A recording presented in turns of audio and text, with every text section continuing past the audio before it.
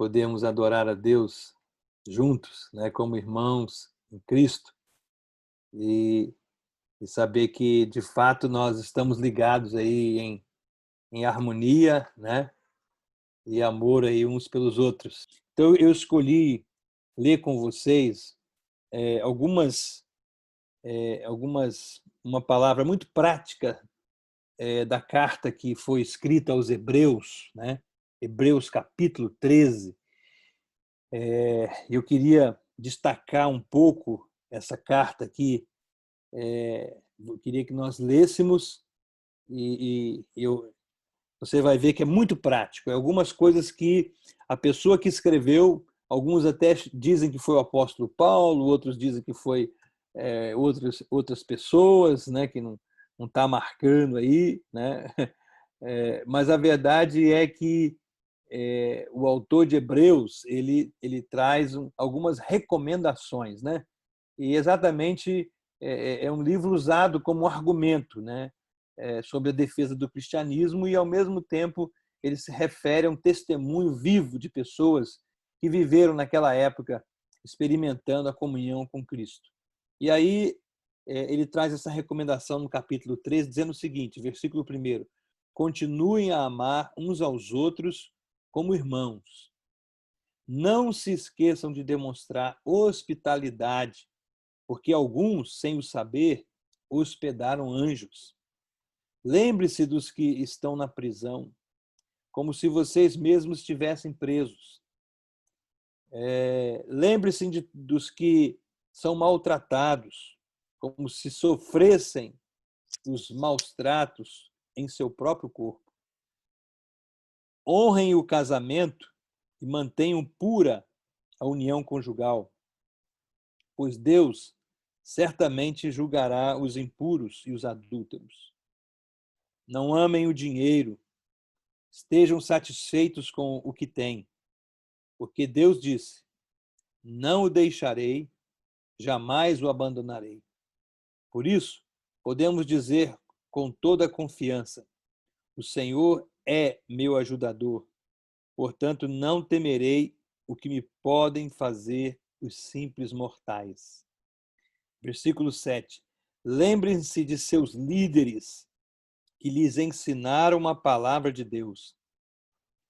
Pensem em todo o bem que resultou da vida deles e sigam seu exemplo de fé. Jesus Cristo, ele é o mesmo ontem, hoje e para sempre. Portanto, não se deixem atrair por ensinos novos e estranhos. A força de vocês vem da graça de Deus e não de regras sobre alimentos que em nada ajudam aqueles que as seguem. Então, essa é uma palavra assim muito prática, né, de orientação que o autor de Hebreus está dando aqui, né? Ele está tentando trazer aqui ao coração daquela igreja, né? Era uma, uma região, né, que estava precisando tanto da palavra de Deus e muitos irmãos de diversas partes estavam juntos. E é interessante que naquela época o autor de Hebreus ele começa a carta dizendo o seguinte, ó: por muito tempo Deus falou várias vezes de diversas maneiras, né, a nossos antepassados por meio dos profetas. E agora, nesses últimos dias, ele nos falou por meio do Filho, o qual ele designou como herdeiro, né? Herdeiro de todas as coisas e por meio de quem criou o universo. Então, ele começa a explicar e a dizer para nós, né, que antigamente Deus tinha falado de diversas maneiras e pelos profetas, né, mas que agora, nesses últimos dias, ele está falando, né, através do seu Filho Jesus. Ou seja, o Evangelho é o que tem que ser pregado. E o Evangelho ele tem características importantes, né, que você e eu não podemos deixar de viver. O versículo 1, ele já começa dizendo o seguinte: continuem, né? Continuem. Então, é algo que tem que... isso significa que começou algo, está sendo desenvolvido esse algo, e ele pede para que continuem sendo desenvolvidos este algo. Ele diz: continuem a amar uns aos outros como irmãos, né? Amar uns aos outros como irmãos. Muitas das vezes nós esquecemos disso, que nós somos irmãos. A gente acaba reconhecendo uns aos outros por algumas diferenças que a gente tem e não se lembra que nós somos irmãos, irmãos em Cristo. E irmãos, estamos vivendo com o mesmo Pai, na mesma família. Então, somos irmãos. E se nós somos irmãos, estamos com o mesmo Pai, na mesma família, então nós temos aí algumas recomendações que o Pai vai nos dar para a gente caminhar nessa família, não é? Toda família tem regras, toda família tem orientações, né, que devem cumprir para que as coisas possam caminhar bem. E o autor de Hebreus, ele faz questão, então, de mencionar esse estilo de vida aqui que eles estavam vivendo e chamar a atenção daquilo que eles precisavam viver, não é? Então ele diz aqui, olha, não se esqueçam a orientação deles. Além de continuar a amar uns aos outros como irmãos, está dizendo aqui, não se esqueçam de demonstrar hospitalidade. Ou seja, você demonstrar hospitalidade é você receber alguém na sua casa. Eu tenho visto, eu como pastor aí nesses anos todos, muitas das vezes fui pregar em diversos lugares do Brasil e do mundo, né? Principalmente aí no Brasil, e quando eu chegava numa cidade para pregar, eu era convidado por uma igreja para uma série de conferências ou isso, aquilo. Então, tinha algumas igrejas que alguns pastores nos colocavam nos hotéis, né? Era até uma maneira de nos honrar e nos colocar num lugar para a gente ficar mais isento, para poder estar orando mais, lendo mais a palavra ali, se preparando para, na hora que geralmente alguém vai nos buscar e levar para a igreja para pregar, a gente esteja concentrado ali e voltado para aquelas coisas de Deus, né? Então, até em certo ponto, né, eles têm até uma boa vontade, né, de ver uma coisa boa acontecer. Mas, por outro lado, biblicamente falando, o ideal é que o pastor, o líder, o missionário, ou quem fosse, né, e os irmãos estivessem exercitando a hospitalidade. Porque muitos pastores e líderes que são colocados nas casas dos irmãos, às vezes chega num momento importante daquela família, para exatamente poder ministrar o coração daquelas pessoas. Então, não é muito prático e saudável as pessoas serem hospedadas nos hotéis, né? Além de ser dispendioso, caro para a igreja vai ter que pagar lá uma conta. E dentro da visão do Novo Testamento, das igrejas daquela época, isso não existia, né? Eles faziam questão de hospedar na casa dos irmãos. E aqui há uma recomendação para isso. Não se esqueçam de demonstrar hospitalidade. Ou seja, alguns estavam esquecendo. Alguns estavam esquecendo de que hospedar irmãos, líderes e pessoas, né, da comunhão, da família de Deus, era algo assim especial. Era tão especial que ele menciona aqui, ele diz assim, olha, porque alguns, sem o saber, hospedaram anjos. Então, alguns que receberam pessoas em suas casas, eles não sabiam que, na verdade, alguns daqueles que estavam passando ali eram os próprios anjos de Deus, né? Sendo enviado ali para abençoar aquele lar. E nós vivemos agora um tempo em que a igreja perdeu isso, né? Principalmente no meio da liderança. Vem pastores dos Estados Unidos, pastores lá da Europa, pastores de diversos lugares, né? Missionários. Aí a igreja faz questão de colocar ele lá no hotel, e ele fica lá separado, gasta um dinheiro, e aí a igreja perde aquela comunhão com aquelas pessoas, né? E isso não é o ideal. O ideal é nós sermos bíblicos, né? Até pode haver no coração dos líderes das igrejas até uma coisa legítima em termos de querer fazer o melhor, né? Mas esse melhor não é prático dentro daquilo que a Bíblia coloca para que haja um manifestar da graça de Deus. Então, nós como família, quem é família tem que estar em família, e família tem que estar juntos, os filhos estão juntos, os irmãos estão juntos, os pais estão juntos, então é aquela comunidade junto. E aí ele traz alguns lembretes aqui para nós, no livro de Hebreus, né, que nós temos que trazer à memória sempre. Primeiro, lembre-se dos que estão na prisão, como se vocês mesmos estivessem presos. Eu não sei como que você pensa sobre isso, né?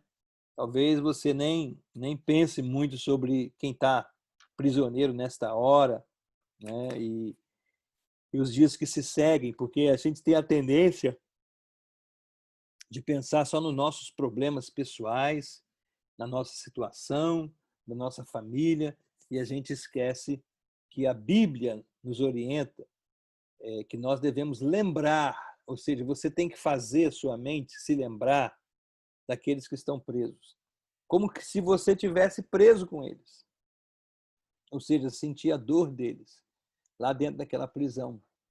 Eu tive aí, no tempo que eu estava em São Paulo, então algumas situações aconteceram na minha vida e uma delas foi, eu tive lá naquele fórum ali da Barra Funda, né? E onde acontecem muitos julgamentos e pessoas ali que estão presas, né? Vão passar pelo julgamento, vão passar por sentenças, aí tem lá os promotores, advogados de defesa e tudo. Então, numa dessas oportunidades, eu estive lá para dar uma palavra lá dentro, que eu fui chamado por um defensor público, e esse defensor me mostrou algumas situações de vários presos lá que são levados ali para serem julgados, né, passarem por uma acariação de uma sentença, de alguma coisa que tá pendente, que está acontecendo, né? E em diversas situações eles têm ali o seu julgamento feito ali mesmo, né? E às vezes muitos deles são condenados inocentemente. E esse defensor público me falou, pastor, olha, está cheio de pessoas aqui acusadas e condenadas injustamente. E é muito triste isso, uma pessoa ser condenada injustamente, né? Por isso que a Bíblia está dizendo aqui, lembre-se desses encarcerados, como se você tivesse preso com ele. Você imagina uma pessoa que está ali, naquela época que eu fui, naquele fórum ali da Barra Funda, era uma mulher que tinha sido condenada, parece, a 15 ou 20 anos de prisão, e ela era inocente. E ele está, esse advogado de defesa, né?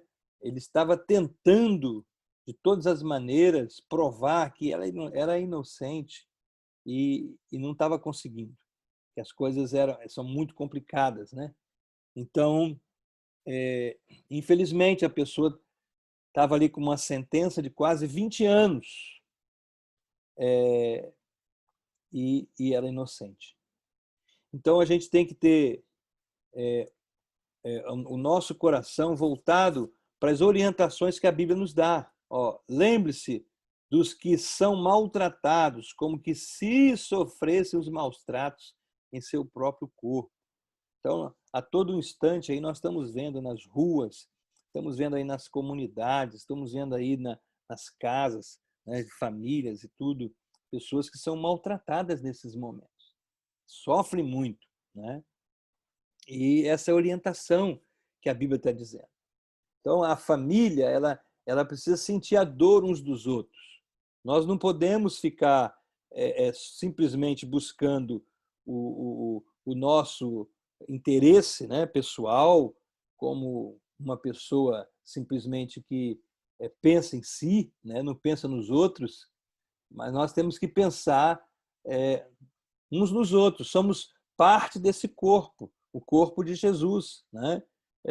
Porque nós somos essa igreja. Nós estamos ligados uns aos outros. O sangue que passa em você, o sangue de Jesus, passa em mim, passa em todos nós. Então, nós estamos ligados espiritualmente e nós temos que procurar sentir, então, a dor uns dos outros nesses momentos difíceis, né? E aí, o autor de Hebreus ele dá recomendações muito práticas. Uma outra coisa que ele diz: honrem o casamento e mantenham pura a união conjugal, pois Deus certamente julgará os impuros e os adúlteros. Né? A gente vê que o casamento hoje está tão banalizado. Né?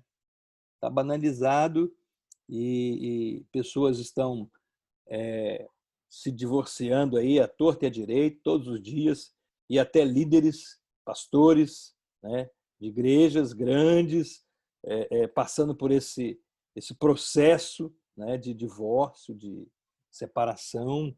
É muito triste a gente ver isso acontecer, mas está acontecendo. O ano passado, no Brasil, não sei se foi 2018 ou 2019, eu acho que foi 2019, pela primeira vez, o número de divórcios foi maior no ano do que o número de casamentos. Pela primeira vez na história do Brasil. Então, isso quer dizer que aumentou assustadoramente. Né? E a Bíblia está dando algumas recomendações aqui. Honre o casamento. Então, é honrar o casamento. Não é simplesmente você tentar manter uma aparência ou uma situação do casamento. Não, é honrar, porque à medida que você luta para que o seu casamento esteja bem, né, saudável e caminhe, né, de acordo com aquilo que Deus deseja, você está honrando aquilo que você um dia se propôs a viver e a fazer, que é exatamente a aliança do casamento. Então, se você se esforça para fazer isso, você está fazendo a sua obrigação. Não é uma virtude, é uma obrigação, porque você, lá atrás, quando você se casou, você se colocou uma palavra de empenho, né, diante de pessoas testemunhas da igreja, do Senhor, de que você iria realmente sustentar esse compromisso. Então, o autor de Hebreus está dizendo aqui, olha, nós como família, nós temos que honrar o casamento e manter a nossa união pura e também uma união estável, né? Que traga estabilidade, tanto econômica, social, emocional e espiritual para nossas vidas. E ele diz aqui, numa outra coisa, ele fala, não amem o dinheiro, estejam satisfeitos com o que têm, porque Deus disse, não o deixarei, jamais o abandonarei. Olha as recomendações que a gente está recebendo. Né? Amar o dinheiro, quer dizer, você colocar prioridade na sua vida de buscar o dinheiro. O dinheiro é necessário porque é um sustento que você tem para a sua vida, mas você não pode colocar um valor a mais naquilo que ele já tem. Ele já tem um valor normal de sustento. Agora, não ame o dinheiro para que você não tenha problema, porque aí se você amar o dinheiro, ou seja, colocar o seu coração naquilo ali, você vai dar uma ênfase na sua vida às coisas materiais e aquilo pode se tornar um ídolo para você.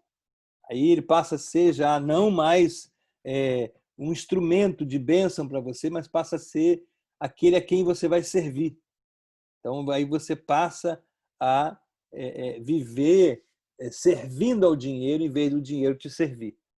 E é isso que Deus não quer. Então, ele está orientando aqui, não amem o dinheiro. Né? Lembre-se que Deus jamais vai deixar você, vai te desamparar. Nunca ele vai te abandonar. Então, o Senhor vai estar sempre com você. Ele vai estar sempre provendo, ele vai ser o Deus da provisão. Né?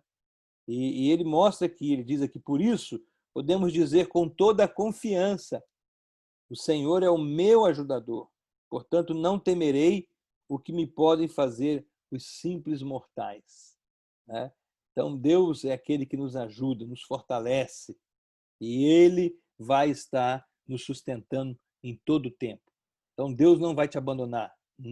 Mesmo se você perder o emprego, mesmo se você passar por uma situação difícil, Deus não vai te abandonar.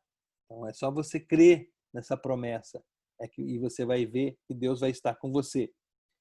Outra coisa que o autor de Hebreus manda que a gente preste atenção, né? Lembrem-se, ele está dizendo aqui mais uma vez, lembrem-se de seus líderes que lhe ensinaram a palavra de Deus. Então, aqueles líderes que ensinaram a palavra de Deus para você e que foram bons exemplos, né, de homens e mulheres que, através da palavra de Deus, viveram uma vida compatível com aquilo que eles estavam pregando e isso fortaleceu a sua fé. Então, está dizendo aqui, lembre-se desses. Pensem em todo o bem que resultou da vida deles e sigam o seu exemplo de fé. Então, procurem seguir o exemplo de fé daqueles líderes que realmente ensinaram e a vida deles estava compatível com o ensino deles e aquilo ali trouxe um exemplo muito forte. E é esses que vocês têm que seguir imitando, né? O que ele está dizendo aqui, sigam o exemplo deles, façam como eles fizeram, porque certamente se você fizer isso, você vai ser muito abençoado. Né?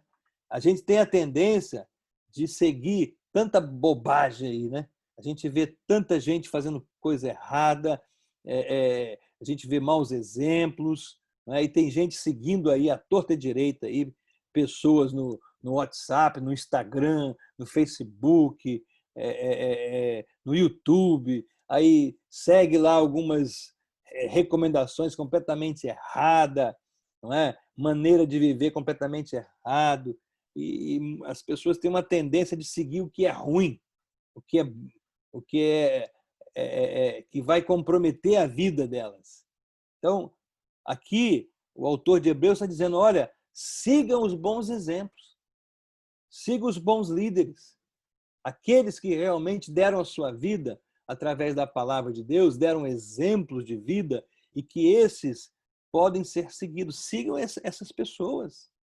Então, é o que a Bíblia está dizendo. Imitem a fé deles. Façam como eles fizeram.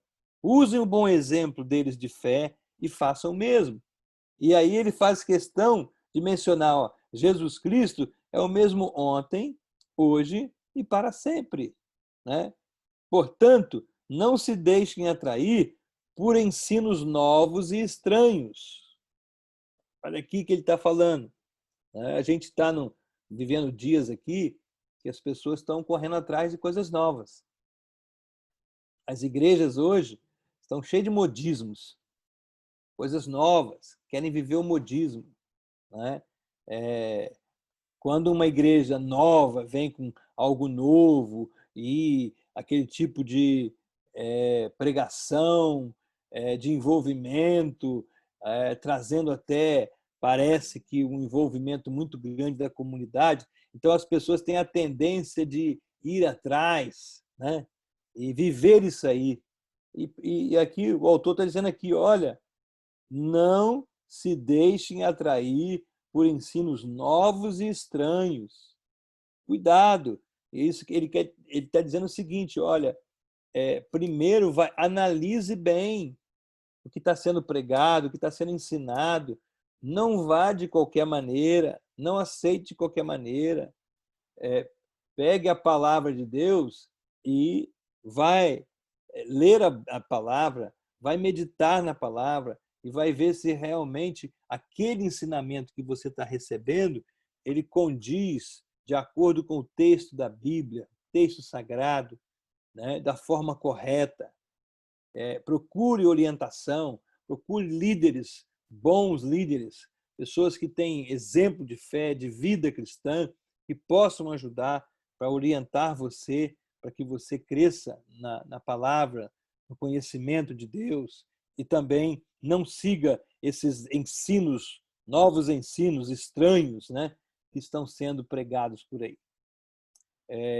Eu não sei você, mas eu tenho procurado nesse tempo de pandemia ler mais alguns comentários da Bíblia. Eu faço bastante pesquisa no Google, muitas das vezes. Eu vou lá pesquisar, procurar saber. Essa semana agora, eu descobri uma coisa muito boa, que eu tinha deixado a minha enciclopédia, versículo por versículo, né, aqueles comentários bíblicos. Tem uma do Novo Testamento, que são 6 livros grandes, grossão, cada um, e do Velho Testamento também. Eu descobri pelo Google que você pode baixar todas essas 2 enciclopédias aí no seu computador. Então, eu estou com todos os livros, né? São 7 do Velho Testamento e 6 do Novo Testamento, ou seja, estou com 13 livros bem grossão, grandes, né? Que estão aí dentro do programa de computador. Então, se eu quiser fazer um estudo da Bíblia, eu posso entrar nesse programa que está ali, né? Eu baixei todos esses livros, então hoje esses comentários fazem parte agora dos meus estudos, né? Eu já fazia antes, porque eu lia eles em casa quando estava no Brasil, porque eu deixei eles aí no Brasil, né, guardado, né? São livros importantes que a gente nunca pode jogar fora, e aí eu não sabia que tinha na internet. Aí já baixei todos eles e está fazendo parte agora dos meus estudos, dos meus momentos aí de buscar, né, conhecer um pouco mais da palavra e me instruir mais. Então, ele está dizendo aqui, a força de vocês vem da graça de Deus e não de regras sobre alimentos que em nada ajudam aqueles que se seguem. Ou seja, a força de Deus vem para nós através da sua graça, né? Ou seja, a graça de Deus, ela está manifestada através do Evangelho de Jesus Cristo.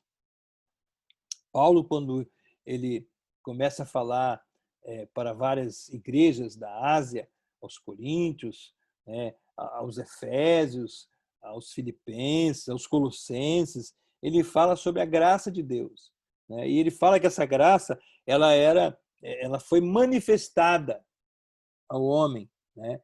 E em alguma ocasião Paulo diz que essa graça era um mistério escondido, era algo que ninguém conhecia, mas ele foi revelado através de Jesus Cristo. Então, essa graça ela é revelada para nós de maneira que nós precisamos entender e não viver mais de regras, né? Mas viver de uma experiência pessoal com esse Deus, com a sua palavra, com os seus princípios e aquilo que ele tem de melhor para cada um de nós.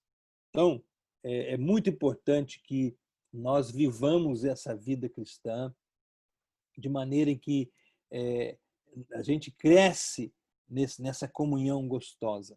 É tão bom a gente sair de um momento desse aqui como nós estamos e depois nós continuarmos juntos, orando uns pelos outros, fortalecendo uns aos outros, né? Deus deseja isso. E se você olhar aqui nessa carta aos Hebreus, capítulo 12, você vai ver também que ele continua dando orientações. Ele fala, ó, portanto, uma vez que estejamos rodeados de tão grande multidão de testemunhas, livremo-nos de todo o peso que nos torna vagarosos e do pecado que nos atrapalha. E corramos com perseverança a corrida que foi posta diante de nós. Mantenhamos o olhar firme em Jesus, o líder e aperfeiçoador da nossa fé. Olha só que coisa tremenda, né? Então, manter os nossos olhos fixos em Jesus, mantendo nossa visão em Jesus e sabendo que nós estamos rodeados de testemunhas. Todos nós aí estamos testemunhando diariamente o que está acontecendo. Vocês estão vendo sinais acontecendo no mundo inteiro, diversas tragédias, né? Vocês viram o que aconteceu essa semana agora com a situação lá do Líbano, aquela explosão que houve lá, né? Naquele país. Vocês estão vendo aí os problemas que acontecem na área política, né? Vocês estão vendo aí situações aí da OMS, da Organização Mundial da Saúde, criando situações aí para as nações do mundo, os problemas aí com o coronavírus, a China aí agindo de uma maneira que prejudicou vários países, não é? E hoje está aí numa situação duvidosa, todo mundo tem entendido que existe algo por trás disso, né? Vemos aí, ó, as nuvens de gafanhotos que chegaram em alguns países aí como a Argentina, até no Brasil, né? Acontecendo. Nós vimos aí furacões, tufão lá nos Estados Unidos e outros lugares. Então, queridos, os sinais de Deus, eles estão sendo mostrados aí para todos nós. Nós não podemos fechar os olhos para isso e desconsiderar isso.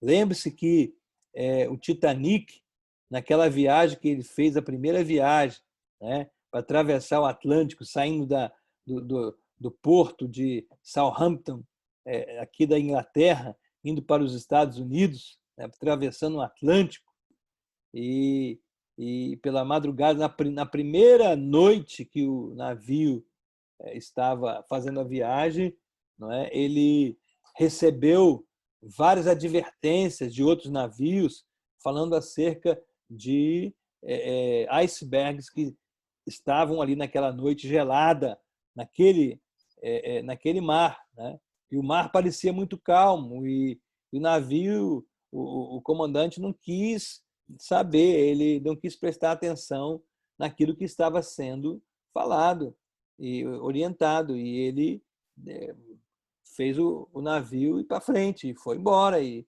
desenvolveu ali a velocidade. E diz a história que ele encontrou um iceberg muito grande, não é? E atracou num dos icebergs daquele ali, furou o casco do navio e o navio afundou. E mais de 1.500 pessoas morreram naquela tragédia, por falta, né, de bom senso de um capitão que não quis ouvir as advertências que os outros estavam passando para ele, né?